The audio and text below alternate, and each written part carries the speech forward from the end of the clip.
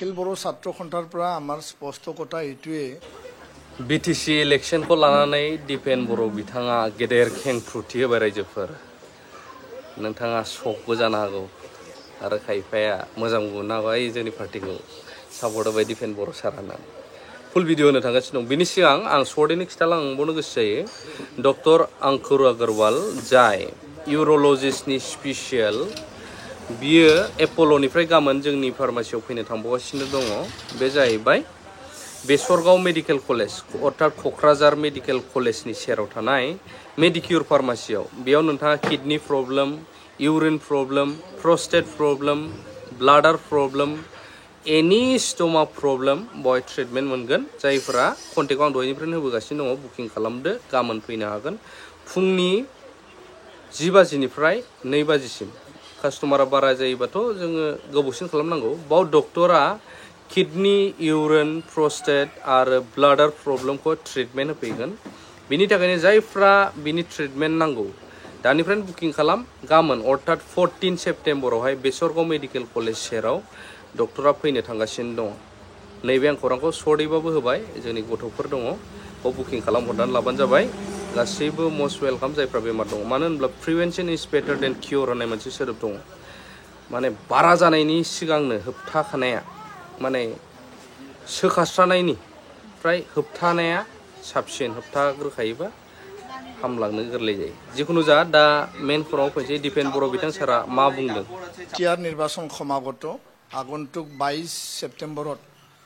নিৰ্বাচনৰ দিন ধাৰ্য কৰা হৈছে তো নিখিল বড়ো ছাত্ৰ সন্থাৰ পৰা আমাৰ স্পষ্ট কথা এইটোৱে যে যোৱা 5টা বছৰ যি এটা শান্তি যি ঘূৰি আহিল ইয়াত আৰু এতিয়া বোমা বাৰুদ হত্যা হিংসা অপহৰণ ধন দাবী বা এনকাউণ্টাৰৰ এতিয়া পৰিৱেশ নাই তো 2020ৰ যি নিৰ্বাচন হেতু শান্তিপূৰ্ণ এটা নিৰ্বাচন আছিল আমি বিচাৰিছো এই যে শান্তিৰ এটা মানে স্বচ্ছতা আধাৰত মানে নিকা আৰু স্বচ্ছভাৱে নিৰ্বাচন জাতি অনুষ্ঠিত হয় তাৰ কাৰণে আমি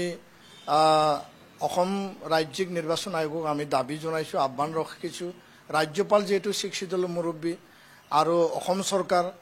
আইন শৃংখলাজনিত পৰিৱেশ এতিয়া আমি সকলো জিলাতে আমি দেখিবলৈ পাইছো প্ৰায় সমষ্টিত এতিয়া মানে সংঘাত আৰু কিছু মানে দলীয় যে মানে হিংসাত্মক কাৰ্যকলাপ বা ঘটনাবিলাক আমি দেখিবলৈ পাইছো সেইবিলাক হোৱাটো আমি কোনো কাৰণত আমি নিবিচাৰো আৰু কোনো কাৰণে যাতে কোনো দলে কোনো পক্ষই যাতে হিংসাৰ পথ লৈ পেলাই যাতে সেই নিৰ্বাচনত মানে অৱতীৰ্ণ যাতে নহয় শান্তিৰ মাজেদি নিজৰ নিজৰ এজেন্ডা নিজৰ নিজৰ বিষয় ইস্যুসমূহ ৰাইজৰ আগত লৈ যাওক আৰু ৰাইজে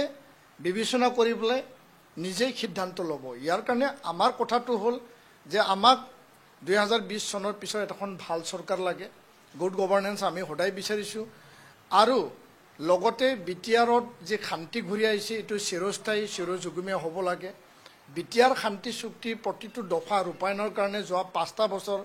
এফচুৱে আমি কাম কৰিছিলোঁ আৰু সমান্তৰালভাৱে প্ৰমোদ বড়ো যেহেতু চুক্তি স্বাক্ষৰকাৰী নেতা আছিল তেওঁ কাম কৰিছিলে তো আমি বিচাৰিছোঁ যে চুক্তিৰ আধৰুৱা হৈ থকা যিবিলাক দফাসমূহ 100% ৰূপায়ণৰ কাৰণে পুনৰ আৰু চুক্তি স্বাক্ষৰকাৰী যিবিলাক নেতৃত্ব তেওঁলোককে যাতে ৰাইজে মেণ্ডেট দিয়ে কোনোবা মোক ক'ব পাৰে যে এফচু হিচাপে কিয় মানে আঞ্চলিক দল ইয়াতে দুটা আছে বিপিএফ আছে বা ইউপিপিএল আছে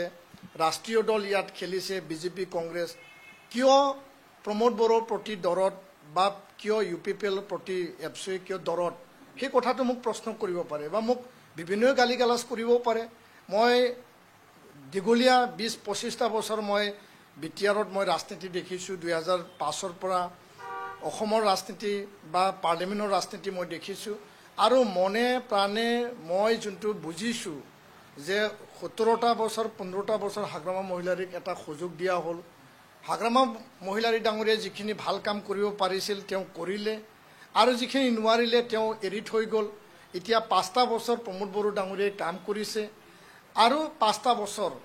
যি এটা মিলিজুলি এটা চৰকাৰ আছিল সেই মিলিজুলি চৰকাৰটো